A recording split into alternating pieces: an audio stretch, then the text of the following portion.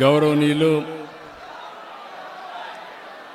మైదుకూరు గౌరవ శాసనసభ్యులు సుధాకర్ యాదవ్ గారు, జిల్లా తెలుగుదేశం పార్టీ అధ్యక్షులు శ్రీనివాసరెడ్డి గారు, వేదికపైనున్న సహచర మంత్రివర్గ సభ్యులు, వేదికపైనున్న గౌరవ శాసనసభ్యులు, తెలుగుదేశం పార్టీ నాయకులు, అదే మారుగా నాకు ప్రాణ సమానమైన తెలుగుదేశం పార్టీ కుటుంబ సభ్యులందరికీ పేరు పేరున మనస్ఫూర్తిగా నమస్కారాలు, అభినందనలు. ఈరోజు మన నాయకుడు నందమూరి తారక రామారావు గారి యొక్క 29వ వర్ధంతి, అది కూడా ఈ మైదుకూరులో జరుపుకోవడం చాలా అదృష్టంగా నేను భావిస్తున్నాను. ఒక మహానాయకుడు, ప్రజానాయకుడు, తెలుగు జాతి చరిత్ర ఉన్నంత వరకు తెలుగు వారి గుండెల్లో ఉండే ఏకైక వ్యక్తి నందమూరి తారక రామారావు గారు. ఈరోజు మనందరం చూస్తే తెలుగు జాతి కోసం పుట్టిన, అనుక్షణం తెలుగు జాతి ఆత్మ గౌరవం కోసం తప్పించిన ఏకైక నాయకుడు ఎన్టీఆర్. ఎన్టీఆర్ అంటే 3 అక్షరాలు కాదు, తెలుగువారి ఆత్మ గౌరవం. ఇంకొక పక్క మనం చూస్తే పేదవాడి గుండెల్లో తీపి జ్ఞాపకం, బడుగు బలహీన వర్గాల గుండెల్లో చెరగని ధైర్యం. 9 నెలలే ఎన్టీ రామారావు గారు పార్టీ పెట్టి ప్రపంచంలో కూడా ఎవ్వరు కూడా అధికారంలో రాలేదు. అది ఒక్క ఎన్టీఆర్కే సాధ్యమైంది. ఇంకో పక్కన మీరు చూస్తే అంతవరకు తెలుగు వారికి గౌరవం ఉండేది కాదు. మనలందరినీ మదరాసి అని పిలిచేవారు. అలాంటిది ఢిల్లీని గజ గజలాడించడమే కాకుండా తెలుగు వారి యొక్క గుర్తింపును తెచ్చిన ఏకైక నాయకుడు ఎన్టీఆర్. ఇంకో పక్క మీరు చూస్తే సంక్షేమానికి అర్థం తీసుకొచ్చాడు. అభివృద్ధి అంటే చేసి చూపించాడు. సంస్కరణలకు నాంది పలికారు. ప్రభుత్వం అంటే పాలకులు కాదు, సేవకులని చెప్పిన ఏకైక నాయకుడు నందమూరి తారక రామారావు గారు. దేశ చరిత్రలోనే రాజకీయాలు కొత్త రూపం ఇచ్చిన వ్యక్తి ఎన్టీఆర్. ఆ రోజులోనే 2 రూపాయల కేజీ బియ్యం. ఈరోజు దేశమంతా కూడా ఫుడ్ సెక్యూరిటీగా మారే పరిస్థితికి వచ్చింది. ఇంకొక పక్క మీరు చూస్తే ఆ రోజు ఆయన ఇచ్చిన పింఛను 35 రూపాయలు, ఈరోజు 4,000 రూపాయలు ఇస్తున్నామంటే అది తెలుగుదేశం పార్టీ చరిత్ర. ఇవే కాకుండా పేదవాడు కూడా పక్కా ఇల్లుండాలి, గుడిసెలు కాదని చెప్పి పక్కా ఇళ్లకు నిర్మాణం చేశాడు. ఈరోజు దేశం అంతా కూడా ఇళ్ల నిర్మాణం పెద్ద ఎత్తున చేసే పరిస్థితికి వచ్చారు. మీరు ఒకసారి చూస్తే రాజకీయాలంటే వేలు ముద్రేసేవాళ్ళు కాదు, చదువుకునే వాళ్ళు రావాలని మొట్టమొదటిసారిగా రాజకీయాల్లో చదువుకున్న వ్యక్తులు ఇచ్చిన ఏకైక నాయకుడు నందమూరి తారక రామారావు గారు. బీసీలు అంతవరకు రాజకీయ ప్రాతినిధ్యమే లేదు. ఈరోజు ఈ మైదుకూరులో కూడా బీసీ గెలిచాడంటే, సుధాకర్ యాదవ్ గెలిచాడంటే అది ఎన్టీ రామారావు గారు వేసిన ఫౌండేషను. ఈరోజు ఆయన కళ మనం నిజం చేసే పరిస్థితికి వచ్చాం. ఇవే కాదు, మీరు ఒకసారి చూస్తే ఈరోజు ఎన్టీ రామారావు గారు వచ్చిన తర్వాతనే అన్ని కార్యక్రమాలు జరిగాయి. మనం కూడా ఒక్కసారి గుర్తుపెట్టుకోవాలి. ఎన్టీఆర్ ఒక స్ఫూర్తి, ఎన్టీఆర్ ఒక ఆదర్శం, ఆయన జీవితం ఒక సందేశం. మనవారిగానే ఎన్టీఆర్ కూడా మామూలు వ్యక్తిగానే పుట్టాడు. సామాన్య రైతు కుటుంబంలో పుట్టాడు. అంచెలంచెలుగా ఎదిగాడు. నిరంతరం శ్రమపడ్డాడు. క్రమశిక్షణతో బతికాడు. ఈరోజు మీరు చూస్తే మనం మాట్లాడుకుంటుంటే ఒక రైతు కుటుంబంలో పుట్టిన బిడ్డ సినిమా జీవితంలో ఈరోజు ఎన్టీఆర్ను ఒక్కసారి గుర్తు చేసుకుంటే రాముడు ఎట్టుంటాడో తెలియదు, కానీ రాముడి రూపాన్ని ఎన్టీఆర్లో చూసుకున్నాం.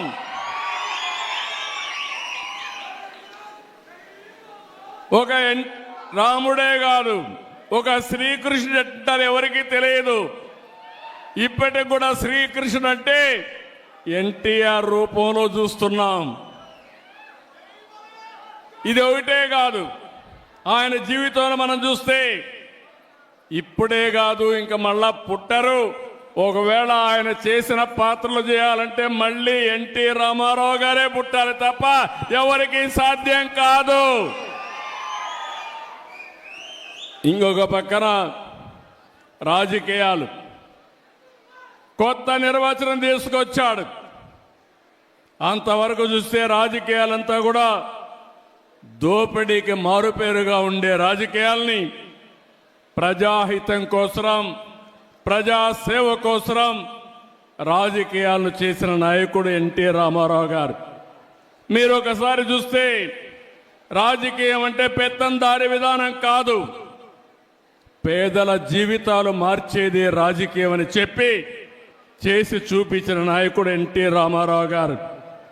మీరు ఒకసారి చూసినప్పుడు బీసీలకు మొట్టమొదటిసారిగా స్థానిక సంస్థల్లో రిజర్వేషన్లు పెట్టిన వ్యక్తి ఎన్టీఆర్ అని చెప్పి నేను మీకు తెలియజేస్తున్నా.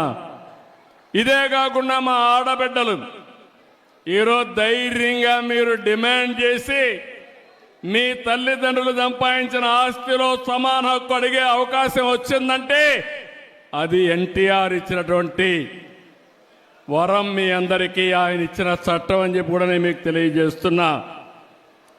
ఇంకో పక్క రాజకీయాల్లో మగవాళ్లే కాదు, ఆడబిడ్డలు రాణిస్తారని స్థానిక సంస్థల్లో 9% రిజర్వేషన్లు పెడితే ఈరోజు దేశంలో 33% ఆడబిడ్డలకు చట్టసభల్లో రిజర్వేషన్లు వచ్చాయంటే దీనికి ఫౌండేషన్ వేసిన వ్యక్తి నందమూరి తారక రామారావు అని చెప్పి నేను మీకు తెలియజేస్తున్నా. అంటే ఆ రోజు ఆ మహనీయుడు ఆలోచించాడు, దానికి అనుగుణంగా పాలసీలు తీసుకొచ్చాడు, అమలు చేశాడు. అది దేశానికే ఆదర్శంగా తయారయ్యే పరిస్థితి వచ్చింది. ఆడబిడ్డలు చదువుకోవాలని మహిళా విశ్వవిద్యాలయం పెట్టాడు. ఇంకో పక్కన బడుగు బలహీన వర్గాలకే కాకుండా పేదలు కానీ కార్మిక కర్షక మైనారిటీ సోదరులకి సంక్షేమ కార్యక్రమాలు తీసుకొచ్చాడు. ఆయన ఒకటే ఆలోచించాడు, పేదరికం పూర్తిగా నిర్మూలించాలనేది ఎన్టీ రామారావు గారి కళ. నేను ఒకటే చెప్తున్నా, భవిష్యత్తులో జీరో పావర్టీ, పేదరికం లేని సమాజం ఒక్క తెలుగుదేశం పార్టీతోనే సాధ్యం. అది చేసి నిరూపిస్తాం. ఇంకో పక్కన కరువు సీమ, రాయలసీమ, ఒకప్పుడు రాయలేలిన సీమ, రతనాల సీమ, తర్వాత కరువు వచ్చి ఈ ప్రాంతంలో మనం చూస్తే నేను కూడా ముఖ్యమంత్రి అయినప్పుడు కరువు వస్తే నీళ్లు కూడా లేవు. అనంతపూర్ లాంటి జిల్లా ఎడారిగా మారిపోతుందని శాస్త్రజ్ఞులు చెప్పడమే కాకుండా రాయదుర్గ ప్రాంతం అయితే ఎడారిగా మారిపోయే సూచనలు వచ్చాయి. ఎడారిగా మారకుండా నేను కొన్ని 100 కోట్ల రూపాయలు ఖర్చు పెట్టి పనులు చేసే పరిస్థితికి వచ్చాం. కానీ ఎన్టీ రామారావు గారి స్ఫూర్తిని మీరు చూస్తే ఆ రోజు తెలుగు గంగ, హంద్రి నీవ, గాలేరు నగిరి కాలువలు ప్రారంభించి రాయలసీమ రాళ్లసీమ కాదు రతనాల సీమ కావాలని ఫౌండేషన్ వేసిన వ్యక్తి ఎన్టీఆర్. ఈరోజు మీరు చూస్తే ఈ జిల్లాలో గండికోట ఆయన ఆ రోజు కట్టింది. అన్ని ప్రాజెక్టులు మనం చేసినంత కూడా ఆయన కట్టినట్టువే. కాంగ్రెస్ పార్టీ ఏం చేయలేదు తమ్ముళ్ళు. ఈ జిల్లాలో నాయకులు కథలు చెప్పారు తప్ప ఏమన్నా చేశారా మీకని అడుగుతున్నా. ఈ జిల్లాలో ఏమైనా అభివృద్ధి అయిందా అని మిమ్మల్ని అడుగుతున్నా. తెలుగుదేశం చేసిన అభివృద్ధి తప్ప కడప జిల్లాలో ఎప్పుడూ వాళ్ళు ఏమీ చేసిన పరిస్థితి లేదు. నిన్న కూడా ఇరిగేషన్లో మనమే చేశాం, మళ్ళీ హామీ ఇస్తున్నాం. ఇరిగేషన్లో పెద్ద ఎత్తున ప్రాజెక్టులు కట్టాం. కానీ ఆ ప్రాజెక్టులో ఉండే నీళ్లు వాడుకోలేకపోతున్నాం. ఆ నీళ్లన్నీ కూడా సమర్థవంతంగా వాడుకోవడానికి ఈ కడప జిల్లా నేను అన్ని విధాలా సహకరిస్తానని మీ అందరికీ హామీ ఇస్తున్నా. అది కూడా ఇంకొక పక్క ఎన్నోసార్లు చెప్పాను, ఈ కడప జిల్లా తయారవుతుందని. మామూలు వరి పంట కంటే హార్టికల్చర్ పండ్ల తోటలు వేసుకుంటే 2 ఇంతలు 3 ఇంతలు. ఇంత మునుపు కూడా బనానా కానీ ఆరెంజెస్ కానీ దీనికి ప్రాధాన్యత ఇచ్చాం. మళ్ళీ నేను శ్రద్ధ పెడతాను. ఈ జిల్లాలో ఉండే నీళ్లు ఉపయోగించుకోవడానికి అన్ని పనులు చేస్తాను. మీరు ఒకసారి చూస్తే నేనున్నప్పుడు రాయలసీమలో మైక్రో ఇరిగేషన్కి 90% సబ్సిడీ ఇచ్చాం. అది కూడా తీసేసే పరిస్థితికి వచ్చారు. మళ్ళీ నేను వచ్చిన వెంటనే రాయలసీమ రైతాంగానికి మంచి జరగాలని ఈరోజు 90% సబ్సిడీతో డ్రిప్ ఇరిగేషన్ మీకు ఇస్తున్నానంటే అది తెలుగుదేశం పార్టీ. ఒక పక్క డ్రిప్ ఇరిగేషన్ వచ్చి, ఒక పక్క ఆధునీకరణ వచ్చి, ఇంకో పక్క హార్టికల్చర్ పంటలు వేసుకొని మార్కెటింగ్ అని ఎస్టాబ్లిష్ చేస్తే ఈ రాయలసీమకు తిరుగుండదు. నిన్న కూడా కేబినెట్లో మాట్లాడాను. రాయలసీమలో ఎక్కువ ఆదాయం వచ్చే జిల్లాలు చూస్తే కడప, అనంతపురం జిల్లాలు కూడా ముందుకు వచ్చే పరిస్థితికి వచ్చింది. మీరు శ్రద్ధ పెట్టండి. నేను ఒకటే చెప్తున్నా, ఈ రాయలసీమని ఈ కడపలో ఒకప్పుడు మీరు చూస్తే ముఠా కక్షలు ఉండేటివి, చంపుకునే సంస్కృతి ఉండేది. నేను గర్వంగా చెప్పగలుగుతున్నా, ముఠాలను పూర్తిగా అణిచివేసిన పార్టీ తెలుగుదేశం పార్టీ. దీన్ని రాబోయే రోజుల్లో నెక్స్ట్ లెవెల్కి ఎట్ట తీసుకుపోతామని చెప్పి కూడా నేను మీ అందరికీ హామీ ఇస్తున్నా. ఇంకో పక్కన నేను నిన్న మొన్న మాట్లాడాను, పోలవరం ప్రాజెక్టు ఈ రాష్ట్రానికి ఒక జీవనాడి. నీళ్ళన్నీ కూడా మీరు చూస్తే పోలవరం కిందన గోదావరి ద్వారా సముద్రం లేకపోతున్నాయి. ఈ సంవత్సరం 4000 టీఎంసీ నీళ్లు సముద్రం లేకపోయినాయి. కానీ నేను ముందు జాగ్రత్త చేసి ఈసారి మీరు చూస్తే శ్రీశైలం కానీ ఇవన్నీ నీళ్లు తీసుకొచ్చి రాయలసీమలో ఉండే రిజర్వాయర్లు కళకళలాడుతున్నాయంటే అది తెలుగుదేశం పార్టీ చూపించిన చొరవ. ఇప్పుడు నేను ఆలోచించింది, పోలవరం నుంచి దగ్గర ఒక 200 నుంచి 300 టీఎంసీ నీళ్లు రాయలసీమకు వస్తే ఇంకా రాయలసీమను ఎవ్వరూ పట్టలేరని చెప్పి కూడా నేను మీకు తెలియజేస్తున్నా. ప్రగతి వైపు పరుగు పెట్టే పరిస్థితి వస్తుంది. అందుకే పోలవరాన్ని మళ్ళీ పట్టాలెక్కించాం. ఈరోజు ఇక్కడికి వచ్చాను. పోలవరం మీరు చూస్తే పోయిన ప్రభుత్వం డయాఫామ్ వాల్ని ముంచేసి పోలవరం ప్రాజెక్టు గోదావరిలో ముంచేశారు. ఈరోజే మళ్ళీ కేంద్ర సహకారంతో 12,200 కోట్ల రూపాయలు ఫేజ్ 1 కింద డబ్బులు ఇస్తే డయాఫామ్ వాల్ కూడా ప్రారంభిస్తున్నాం. 2 సంవత్సరాల్లో పోలవరం పూర్తి చేస్తామని మీ అందరికీ హామీ ఇస్తున్నా.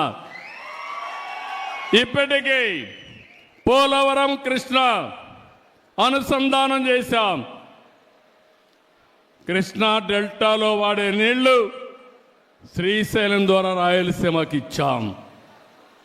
అందుకే నేను ఆలోచిస్తున్నాను, రేపు రాబోయే రోజుల్లో గోదావరి, పెన్నా, పోలవరం, బనకచెర్ల వరకు అనుసంధానం చేయగలిగితే అది ఒక గేమ్ చేంజర్గా తయారవుతుంది.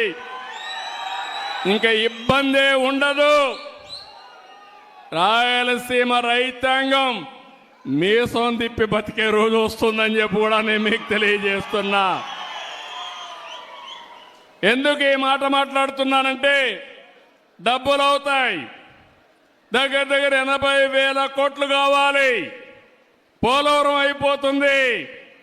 నా జీవితాశయం ఎట్టి పరిస్థితిలో బనకచెర్లకు నీళ్లు తీసుకొస్తే అక్కడి నుంచి తెలుగు గంగ, హంద్రి నీవ, నగిరి గాలేరు ఇక్కడి నుంచి నేరుగా ఎక్కడికంటే అన్ని జిల్లాలే కాకుండా సోమశిలకెళ్ళి, కందలేరుకెళ్ళి మళ్ళీ తిరుపతికి వచ్చి వెంకటేశ్వర స్వామి పాదాల చెంత బాలాజీ రిజర్వాయర్కు నీళ్లు వచ్చే పరిస్థితి వస్తాయి.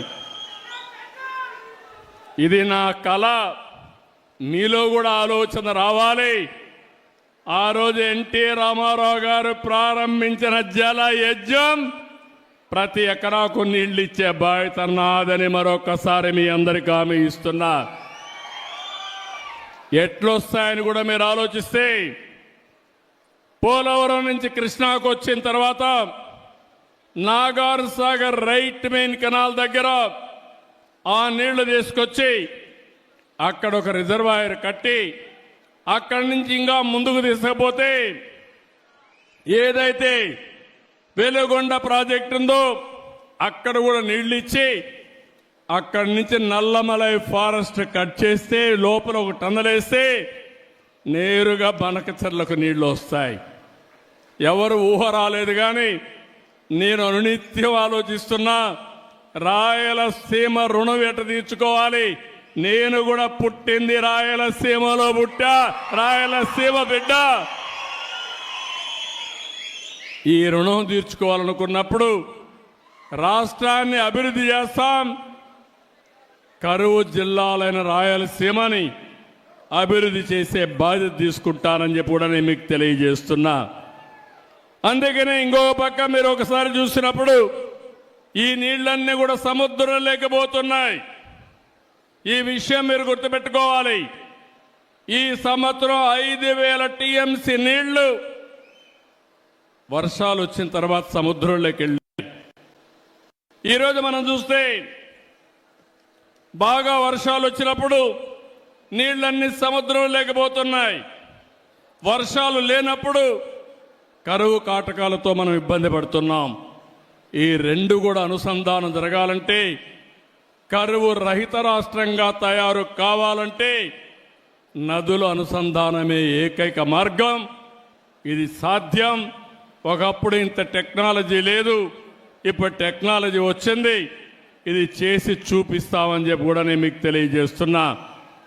ఇంకో పక్కన మీరు ఒకసారి ఆలోచిస్తే ఈ జిల్లాలో కొప్పర్తి, ఇక్కడే కడపలో 2,300 కోట్ల రూపాయలు కేంద్రం ఇచ్చారు. కొప్పర్తిని ఒక పారిశ్రామిక కేంద్రంగా తయారు చేసే బాధ్యత మీకు ఉద్యోగాలు ఇప్పించే బాధ్యత నేను తీసుకుంటానని చెప్పి కూడా నేను మీకు తెలియజేస్తున్నా. ఇంకో పక్క స్టీల్ ప్లాంట్ కూడా ఉంది, దాన్ని కూడా పర్సూ చేస్తున్నాం. అది కూడా వస్తే ఈ జిల్లా ప్రగతి జరుగుతుంది. ఇంకో పక్క ఇది కాకుండా ఎంఎస్ఎంఈ పార్క్ ఒకటి ఇక్కడ పెట్టి ఇంతకుముందు ఆఫీస్ ఉంది, దాన్ని ఎక్కడా మార్చడం లేదు, ఇక్కడే ఉంటుందని కూడా మీ అందరికీ హామీ ఇస్తున్నా. నా ఆలోచన ఒకటి, ఒక ఇంటికి ఒక పారిశ్రామికవేత్త తయారు కావాలి. ఒకప్పుడు ఐటీ గురించి మాట్లాడా, ఇప్పుడు నేను మాట్లాడేది వన్ ఫ్యామిలీ వన్ ఆంటర్ప్రెన్యూర్. ఒకప్పుడు ఐటీ, ఇప్పుడు ఏఐ, ఆర్టిఫిషియల్ ఇంటెలిజెన్స్. మీ ఫోన్లో మీరు ఏది కావాలన్నా, ఏ సజెషన్ కావాలన్నా తీసుకునే పరిస్థితి వచ్చేసింది. ఇంకా ఆఫీసుకు పోయే పని లేదు, ఈరోజే ఓపెన్ చేయాల్సింది, కానీ కొన్ని కారణాల వల్ల చేయలేకపోయాం. ఈ నెల చివరిలోనే వాట్సాప్ గవర్నెన్స్ తీసుకొస్తున్నా. మీ సెల్ ఫోన్లో మీకు ఏ పని కావాలన్నా ఒక మెసేజ్ పెట్టినా, మీరు మెసేజ్ పెట్టడం తెలియకపోతే మామూలుగా మీరు మాట్లాడినా మీకు ఆ పని చేసి పెట్టే బాధ్యత ఈ ప్రభుత్వం తీసుకుంటుంది. ఆఫీసులకు పోయే పని లేదు, ఆఫీసులే మిమ్మల్ని ఎదుర్కొంటూ వచ్చి మీరెక్కడుంటే అక్కడ పనులు చేసే పరిస్థితి తీసుకొస్తామని కూడా మీకు తెలియజేస్తున్నా. ఇలాంటివి మీరు చూసినప్పుడు, ఇంకా కొన్ని విషయాలు వచ్చినప్పుడు, ఈ జిల్లాలో రోడ్డు వ్యవస్థ మీరు చూశారు, రాయలసీమలో ఎయిర్పోర్ట్లు చూశారు, ఇప్పుడే చూశారు మన ఎయిర్పోర్ట్ను కూడా 250 కోట్ల రూపాయలతో టర్మినల్ కూడా కడుతున్నారు. నేనే రన్వే కూడా ఇంప్రూవ్ చేయించాను, అప్పట్లో నేనే నైట్ ల్యాండింగ్ ఫెసిలిటీ పెట్టాను. 5 ఏళ్ళు ఒక్క ఫ్లైట్ రాలేదు, ఇప్పుడు ఫ్లైట్లు ప్రారంభమైనాయి. భవిష్యత్తులో కడప కేంద్రంగా అనేక నగరాలకు కనెక్టివిటీ వచ్చే పరిస్థితి వస్తుంది. ఎక్కడికి పోవాలన్నా మీరు వెళ్ళి పని చూసుకొని సాయంత్రం ఇంటికి వచ్చే పరిస్థితి వస్తుంది. అక్కడి నుంచి కడప నుంచి కూడా మీరు చూస్తే Gandikota one of the most beautiful place. అది ప్రపంచంలోనే 10 బ్యూటిఫుల్ ప్లేసులు గండికోట ఒకటి. దీన్ని నేను అప్పుడు అభివృద్ధి చేయాలని ప్రయత్నం చేశాను. దీనివల్ల చాలామంది పర్యాటకులు వస్తారు, టూరిజం అభివృద్ధి అవుతుంది, ఉపాధి అవకాశాలు వస్తాయి, ఇలాంటి చాలా జరిగే పరిస్థితి వస్తుంది. ఇప్పుడు ఇంకో పక్కన ఆంధ్రప్రగతి గ్రామీణ బ్యాంక్ ఇలాంటివన్నీ కూడా ఇప్పుడే మనం మీరు చూస్తే గండికోటకి కేంద్రం 80 కోట్ల రూపాయలు ఇచ్చారు. అక్కడ మంచి ఇన్ఫ్రాస్ట్రక్చర్ డెవలప్ చేస్తాం. ఇన్ఫ్రాస్ట్రక్చర్ డెవలప్ చేసి మంచి హోటల్స్ కూడా కట్టించి ఎవరైనా సరే టూరిస్టులు వస్తే దీన్ని ఒక హబ్గా తయారు చేసే బాధ్యత ఈ ప్రభుత్వం తీసుకుంటామని చెప్పి కూడా నేను మీకు తెలియజేస్తున్నాను. ఇదే కాకుండా ఈరోజు ఇంకొకటికి వచ్చినప్పుడు ఆంధ్ర ప్రగతి గ్రామీణ బ్యాంకులు కూడా నా దృష్టి తీసుకొచ్చారు. ఎందుకు చేశారో కనుక్కుంటాను, ఎందుకంటే రాష్ట్రం అంతా కూడా ఒకటే చేస్తారని కూడా అన్నారు. ఏ విధంగా చేయాలో మాట్లాడి ఇది కేంద్రం కూడా చేయాలి, ఇద్దరితో మాట్లాడుకొని ఏం చేయాలనో దానికి కూడా ఒక పరిష్కార మార్గం చూపిస్తాం. ఇంకో పక్కన మీరు చూస్తే ఇక్కడికి వచ్చినప్పుడు రాజోలి ఆనకట్ట ఇప్పుడే మన ఎమ్మెల్యే గారు చెప్పారు, మాటలు చెప్పి 5 సంవత్సరాలు ఒక తట్ట మట్టి కూడా వేయలా. నేను హామీ ఇస్తున్నా, రాజోలి బండ ఆనకట్ట డెవలప్ చేసి 90,000 ఎకరాలకు నీళ్లు ఇచ్చి నీటి ఎద్దడి లేకుండా చేసే బాధ్యత ఈ ప్రభుత్వం తీసుకుంటాం. ఇంకో పక్కన ఇక్కడికి వచ్చినప్పుడు మీరు చూస్తే నాకు ప్రాణ సమానమైన తెలుగుదేశం పార్టీ కుటుంబ సభ్యులందరూ ఇక్కడున్నారు. చాలా హుషారుగా ఉన్నారు మీరు. ఇంకా స్పీడ్ పెంచాలి, ఎన్టీ రామారావు స్పిరిట్ మీద రావాలి. మొన్న ఎన్నికల్లో మీరు చూశారు, ఒక చరిత్ర సృష్టించాం. తెలుగుదేశం పార్టీ పెట్టినప్పటి నుంచి ఎప్పుడు రాని విజయం వచ్చింది. 93% సీట్లు మనమే గెలిచాం. మనం తీసుకున్న నిర్ణయం మీరు చూస్తే జనసేన, బీజేపీ, తెలుగుదేశం కలిసి పోటీ చేశాం. తమ్ముళ్ళు, నేను చాలా సార్లు చూశాను, కానీ ఇటీవల కాలంలో గెలవని కడప పాత జిల్లాలో 10కి 7 గెలిచాం. ప్రస్తుతం ఈ కడప పార్లమెంట్లో 7కి 5 గెలిచాం. ఇంకొంచెం కష్టపడుంటే పార్లమెంట్ కూడా గెలిచేవాళ్ళం. ఆ 2 సీట్లు కూడా గెలిచేవాళ్ళం. ఇప్పుడు చెప్తున్నా మీ అందరికీ, 5 ఏళ్ళలో ఏం జరిగిందో చూశారు. ఈ 5 ఏళ్ళలో మీ జీవితాల్లో ఏ విధంగా వెలుగులు వస్తాయో మీరే చూడబోతున్నారు. ఆ తర్వాత 7కు 7 గెలిపించాలి, 10కి 10 గెలవాలి, పార్లమెంట్లు కూడా గెలవాలి. అప్పుడే అభివృద్ధి సాధ్యం. మీరు ఒక విషయం గుర్తుపెట్టుకోవాలి. ఈరోజు కేంద్రంలో ఎన్డీఏ పాలన ఉంది, రాష్ట్రంలో ఎన్డీఏ పాలన ఉంది. ఎన్నికల ముందు ఈ విధంగా నవ్వుతూ మాట్లాడిన సందర్భమే లేదు. కూర్చోవాలంటే భయం, ఇంట్లో నవ్వాలంటే భయం, దారిలో ఇంట్లో నుంచి బయట రావాలంటే భయం. మా ప్రెస్ వాళ్ళు ఎవరైనా ఒక ఆర్టికల్ రాయాలంటే వణుకు. 2430 జీవో గుర్తొస్తుంది మీ అందరికీ. కానీ తమ్ముళ్ళు, ప్రజాస్వామ్యంలో ఈరోజు మీరు స్వేచ్ఛగా ఉండగలుగుతున్నారంటే అది ప్రజాస్వామ్యం అని చెప్పి మరొక్కసారి తెలియజేస్తున్నా. విర్రవీగిన నియంతలందరూ కూడా కాలగర్భంలో కలిసిపోయారు. ఎప్పుడైనా సరే మనం చేసిన పనులే శాశ్వతం. ఎన్టీఆర్ గుర్తున్నాడంటే చనిపోయి 29 సంవత్సరాలైనా రోజు రోజుకు ఆయన పైన ప్రేమ, ఆదరణ పెరిగిందంటే ఏంటి తమ్ముళ్ళు దానికి కారణం? మనం చేసిన పనులు అవునా కాదా? అలాంటివి మనం గుర్తుపెట్టుకోవాల్సిన అవసరం ఉంది.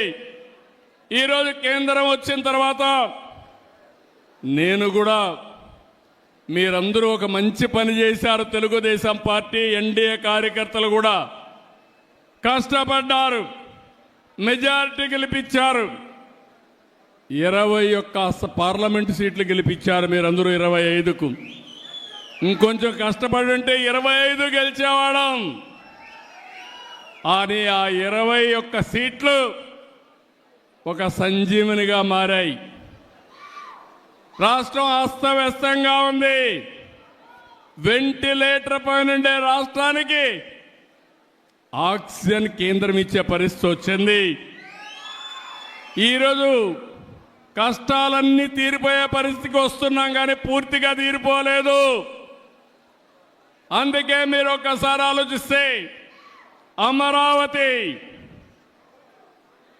ప్రాజెక్ట్ని మళ్ళీ ఒకసారి అమరావతిని మనం గట్టెక్కించే పరిస్థితికి వచ్చాం. ఇంకో పక్కన పోలవరానికి ప్రాణం పోసే పరిస్థితికి వచ్చాం. విశాఖపట్నం రైల్వే జోన్ ఇచ్చారు. ఇంకో పక్కన నిన్ననే మీరు చూస్తే విశాఖ ఉక్కు, ఆంధ్రుల హక్కు అని పోరాటం చేస్తే అది కూడా కన్నుమరుగయ్యే పరిస్థితి వస్తే 13,000 కోట్ల రూపాయలు ఇచ్చి కేంద్రం ఆదుకున్నారంటే అది ఒక చరిత్ర. ఆ చరిత్ర ఎన్డీఏ వల్లనే సాధ్యం, కానీ వేరే వల్ల కాదని మరొకసారి మీకు విజ్ఞప్తి చేస్తున్నా. ఈరోజు అభివృద్ధి జరుగుతూ ఉంది. నేను ఒకటే మీ అందరికీ హామీ ఇస్తున్నా, భవిష్యత్తులో కూడా మీకు అండగా ఉంటాం. నేను అభివృద్ధి, సంక్షేమం, సుపరిపాలన నాందిగా మాట్లాడాను. ఎన్నికల్లో ఈ విషయమే చెప్పాను. నన్ను నమ్మారు, మా కూటమిని నమ్మారు, నన్ను మా మిత్రుడు పవన్ కళ్యాణ్ గారిని, బీజేపీని నమ్మారు, నరేంద్ర మోడీ గారిని నమ్మారు. మీరందరూ ఓట్లేశారు. ఈరోజు మీ రుణం తీర్చుకుని కార్యక్రమానికి శ్రీకారం చుట్టాం. ఈరోజు మీరు చూస్తే అభివృద్ధిని పట్టాలెక్కించాం. ఎక్కడికక్కడ ఒక్కొక్క పని చేసుకుంటూ ముందుకు పోతున్నాం. రాయలసీమలో కానీ రాష్ట్రంలో కానీ ఒక నేషనల్ హైవేస్ అన్ని 50,000 కోట్ల రూపాయలు ఖర్చు పెట్టి 3 ఏళ్లలో పూర్తి చేస్తున్నాం. 70,000 కోట్ల రూపాయల రైల్వే లైన్స్ అన్ని, రైల్వే స్టేషన్స్ అన్ని పూర్తి చేసే బాధ్యత తీసుకున్నాం. నిన్ననే అనౌన్స్ చేశాను. GSDP అంటే మన తలసరి ఆదాయం పెంచడం. ఈరోజు 12.94% వచ్చింది. నేను ఒక స్వర్ణాంధ్రప్రదేశ్ విజన్ తయారు చేశాను. అందులో 15% పెరగాలి. 15% పెంచుకుంటూ పోతే ఈ రాష్ట్రంలో ఎవ్వరూ పేదవాళ్ళు లేకుండా అందరికి దగ్గర డబ్బులుండే విధానానికి నేను ఆలోచిస్తున్నా. పేదరికం లేని సమాజం ఎన్టీ రామారావు గారి కళ. దాన్ని జయప్రదం చేసే బాధ్యత నాదని మరొకసారి మీ అందరికీ హామీ ఇస్తున్నా. తమ్ముళ్ళు, ఇక్కడ మీరందరూ ఉన్నారు. తెలుగుదేశం పార్టీకి ఒక చరిత్ర ఉంది. ఒకప్పుడు నేషనల్ ఫ్రంట్ అధికారంలోకి తెచ్చిన వ్యక్తి ఎన్టీ రామారావు గారు. తర్వాత యునైటెడ్ ఫ్రంట్, నేనే ఆ రోజు కన్వీనర్గా ఉండి 2 ప్రధానమంత్రులు చేశాం. NDA 1లో వాజ్పేయి గారికి సహకరించి మన రాష్ట్రాన్ని అభివృద్ధి చేశాం, సమైక్య ఆంధ్రప్రదేశ్ని. ఈరోజు NDA 2 నరేంద్ర మోడీ గారి నాయకత్వంలో 14-19లో పనిచేశాం. ఇప్పుడు పనిచేస్తున్నాం. నాకు ఏ మాత్రం అనుమానం లేదు. నరేంద్ర మోడీ గారి నాయకత్వంలో 2047కి భారతదేశం నెంబర్ 1 గాని నెంబర్ 2 గాని తయారవుతుంది. నా ఆలోచన తెలుగు జాతి ప్రపంచంలోనే నెంబర్ 1గా ఉండాలనేది నా సంకల్పం. అలాంటివి జరిగేటప్పుడు ఎప్పుడు కూడా తెలుగుదేశం పార్టీ ఒక ప్రాంతీయ పార్టీ కానీ జాతీయ భావాలతో పనిచేసిన పార్టీ తెలుగుదేశం పార్టీ. జాతీయ అభివృద్ధి కోసం పనిచేసిన పార్టీ తెలుగుదేశం పార్టీ. ఈరోజు మీరు చూస్తే 1 కోటి సభ్యత్వం ఈరోజు తెలుగుదేశం పార్టీలో ఉన్నారు. 1 crore. ఇటీవల లోకేష్ గారు జనరల్ సెక్రటరీ అయిన తర్వాత కార్యకర్తల సంక్షేమానికి పెద్దపీట వేశాడు. 130 కోట్ల రూపాయలు ఇన్సూరెన్స్ కానీ వెల్ఫేర్ కానీ డబ్బులు ఖర్చు పెట్టే పరిస్థితికి వచ్చారు. ఈరోజు 1 కోటి మంది సభ్యులకి ఎవరైనా యాక్సిడెంట్ జరిగిపోతే వాళ్లకు 5 లక్షల రూపాయలు ఇచ్చే ఏకైక పార్టీ భారతదేశంలో తెలుగుదేశం పార్టీ. ఇది ఒక చరిత్ర. మీ రుణం తీర్చుకుంటాం, కార్యకర్తల రుణం తీర్చుకుంటాం. అందుకనే రాజకీయంగా మిమ్మల్ని ఎదుగుదల కోసం ప్రయత్నం చేయడం, సంక్షేమ కార్యక్రమాలు చేయడం, ఆర్థికంగా పైకి తీసుకురావడానికి ఏమేం చేయాలనో అవన్నీ చేస్తామని చెప్పి కూడా నేను మీకు తెలియజేస్తున్నా. అదే సమయంలో మిత్రపక్షాల కార్యకర్తలు కూడా విజ్ఞప్తి చేస్తున్నా.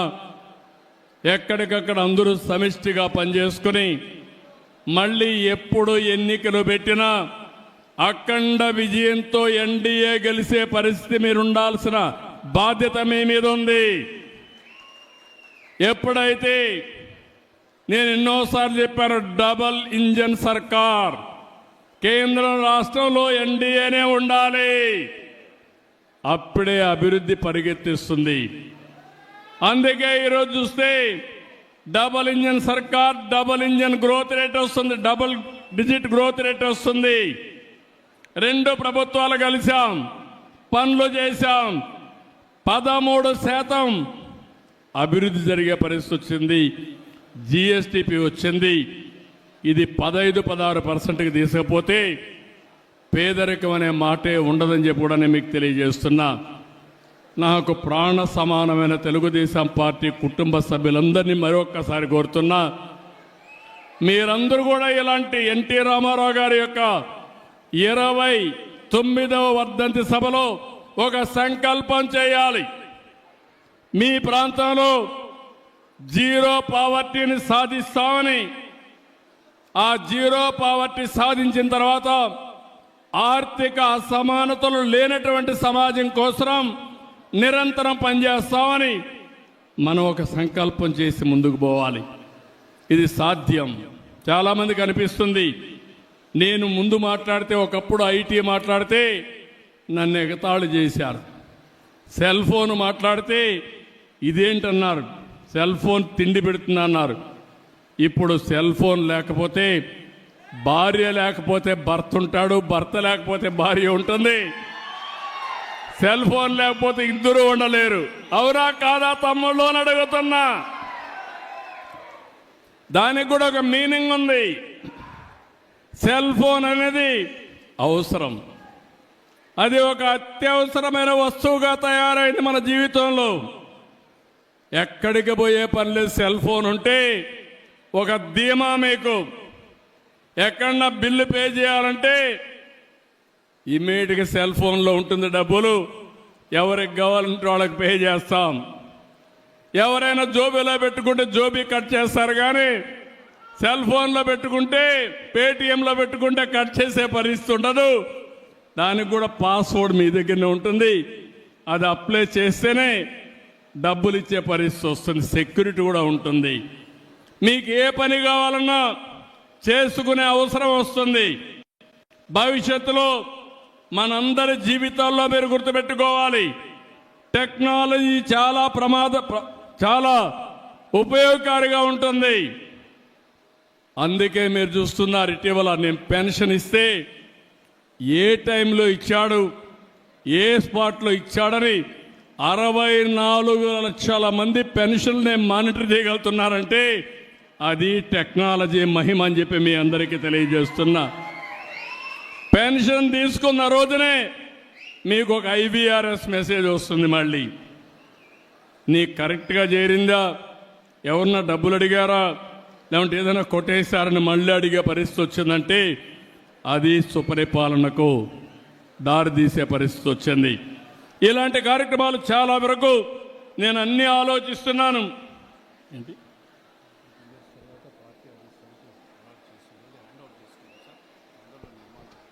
ఈరోజే మీరు చూస్తే ఇంకొక శుభవార్త కూడా, 5-6 సంవత్సరాలుగా మన వాళ్ళు చాలా కష్టపడి శ్రీనివాసరెడ్డి గారి నాయకత్వంలో కడపలో మనకంటూ సొంత ఇల్లు కట్టుకుంటున్నాం, పార్టీ ఇల్లు కట్టుకుంటున్నాం, పార్టీ ఆఫీస్ కట్టుకుంటున్నాం.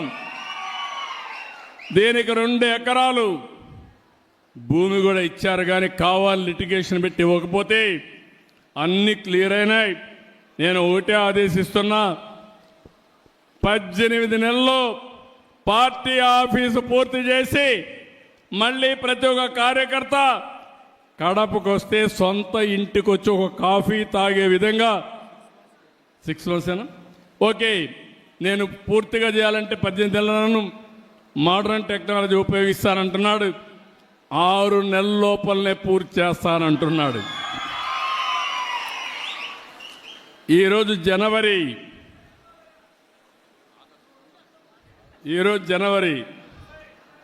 ఆగస్టు 15 లోపల పూర్తి చేస్తాడు. ఇండిపెండెన్స్ రోజున కడపలో మనకు పార్టీ ఆఫీస్ ఉంటుంది. అది శ్రీనివాసరెడ్డి ఇచ్చిన హామీ, అది నెరవేర్చుకునే విధంగా వేదికపై నుండే నాయకులందరూ పనిచేయాలని కోరుకుంటూ, తెలుగుదేశం పార్టీ ఒకటే హామీ ఇస్తున్నా. ఇప్పుడే మన సుధాకర్ గారైతే చాలా లిస్ట్ అంతా ఇచ్చాడు, పెద్ద చాంతాడంత లిస్ట్ ఇచ్చాడు, విష్ లిస్ట్ ఇచ్చాడు. మనిషిలో ఏదో చెయ్యాలనే తపనుంది, మీ రుణం తీర్చుకోవాలని కసి ఉంది, ఆయన చెప్పిన పనులన్నీ చేయాలని ఆలోచన కూడా నాలో ఉంది. కానీ ఖాళీ గల్లా పెట్టిన దగ్గర ఉంది. కానీ మీ సమస్యలు కూడా పరిష్కారం కావాలి. ప్రాధాన్యత క్రమంలో అన్ని సమస్యల్ని పరిష్కారం చేసే బాధ్యత మేము తీసుకుంటామని మరొక్కసారి మీ అందరికీ హామీ ఇస్తున్నా. ఈరోజు నేను ఇక్కడికి వచ్చింది స్వచ్ఛ ఆంధ్రప్రదేశ్ని ప్రతి 3వ శనివారం మనమందరం అమలు చేయాలని వచ్చాను. స్వర్ణాంధ్రప్రదేశ్ లాంచ్ చేశాను. ఆ స్వర్ణాంధ్రప్రదేశ్ కోసం స్వచ్ఛ ఆంధ్రప్రదేశ్ కూడా అవసరం. అది కూడా మైదుకూరులో ప్రారంభించడం నా అదృష్టంగా నేను భావిస్తున్నా. అలాంటి మైదుకూరులో ఒక పవిత్రమైన కార్యక్రమానికి శ్రీకారం చుడుతున్నాం. ఇది అవుతానా మీటింగ్కి వెళ్తున్నాం. ఆధునికమైన పరిజ్ఞానాన్ని ఉపయోగించుకుందాం. పరిశుభ్రమైన వాతావరణాన్ని క్రియేట్ చేస్తాం. నేను అందుకే ఒక మాట చెప్తున్నాను. పరిశుభ్రమైన వాతావరణం అంటే మనం ఉండే ప్రాంతాలే కాదు, ముందు మన మైండ్ పరిశుభ్రంగా ఉండాలి. ప్యూరిఫికేషన్ ఆఫ్ మైండ్ ఉండాలి. గంజాయి తాగేసి పరిశుభ్రం అంటే ఒళ్ళంతా కుళ్ళిపోయిన తర్వాత లాభం లేదు. అదే మాదిరిగా రోగాలన్నీ వచ్చి మనం బయట వాళ్ళకు నీతులు చెప్తే ఎవరూ నమ్మరు. ముందు మైండ్ ప్యూరిఫై చేయాలి, రెండోది బాడీ ప్యూరిఫై చేయాలి, మూడోది ఇల్లు జాగ్రత్తగా చూసుకోవాలి. ఇల్లు పరిశుభ్రంగా ఉండాలి, మీ ఇంట్లో ఆనందం ఉండాలి. నాలుగోది మీ పరిసరాలు కూడా పరిశుభ్రంగా ఉండాలి. ఐదోది మీరు పనిచేసే ప్రదేశం కూడా పరిశుభ్రంగా ఉండాలి. అప్పుడే స్వచ్ఛ ఆంధ్రప్రదేశ్కి సార్థకత. అది సాధించే వరకు నేను మీకు అండగా ఉంటానని మరొక్కసారి మీ అందరికీ హామీ ఇస్తూ, ఈరోజు ఒక మహనీయుడు వర్ధంతి. ఈ వర్ధంతి మనకందరికీ స్ఫూర్తి నింపే రోజు. ఎప్పటికప్పుడు ఈ స్ఫూర్తి మన జీవితాల్లో వెలుగు తేవడానికి అనునిత్యం మనం ఆలోచించుకొని పునరంకితం కావాల్సిన అవసరం ఉంది.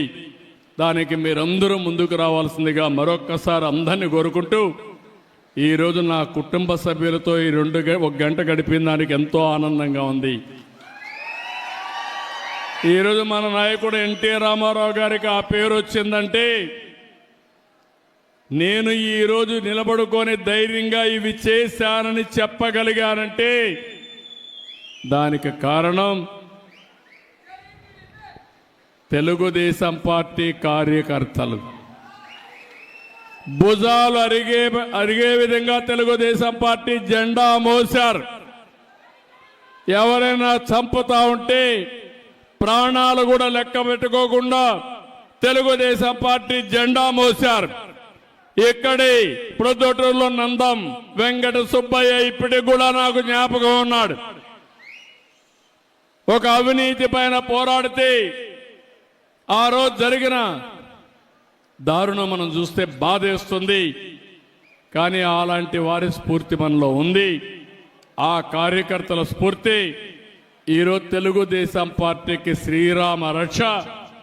మీకు శాశ్వతంగా రుణపడున్నా. నేను ఎన్ని జన్మలెత్తి మీకు సేవ చేసినా మీ రుణం తీర్చుకోలేను. కానీ ఒకటే మీరు గుర్తుపెట్టుకోండి, నేను ఏ పని చేసినా ప్రజలకు ఏమని జరగాలన్నా ముందు మిమ్మల్ని గురించి ఆలోచించి నిర్ణయాలు చేస్తారని కూడా మీ అందరికీ తెలియజేసుకుంటూ, మీరు నేను కలిసి ఈ రాష్ట్రాన్ని ఒక స్వర్ణాంధ్రప్రదేశ్గా తయారు చేద్దాం. ఆ స్వర్ణాంధ్రప్రదేశ్ దేశానికే కాకుండా ప్రపంచానికి ఒక ఆదర్శంగా ఉండే విధంగా చేద్దామని చెప్పి తెలియజేసుకుంటూ, ఈరోజు మీరు చూపించిన అభిమానానికి కార్యకర్తలందరికీ శిరస్సు వంచి ఎన్టీ రామారావు గారి వర్ధంతి సభలో పాదాభివందనం చేస్తూ మీ అందరి దగ్గర సెలవు తీసుకుంటున్నా. జై హింద్, జై తెలుగుదేశం. ఎన్టీఆర్ అమర్ హై, ఎన్టీఆర్, ఎన్టీఆర్, ఎన్టీఆర్. Thank you అనండా.